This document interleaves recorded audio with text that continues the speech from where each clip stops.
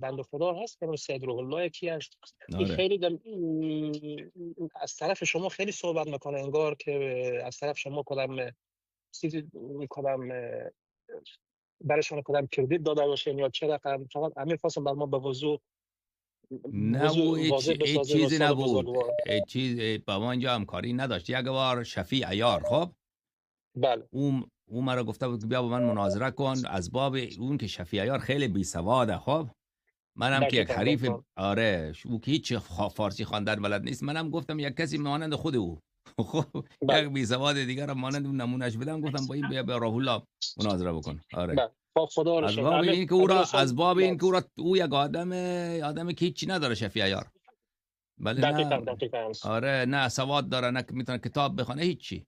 آره من از این دقیقاً بابت گفته بود این ظاهرا فکر کرده که این نماینده منه. این نه بابا، این نماینده من نیست، این بنده خدا بله هیچی هم چون نیست.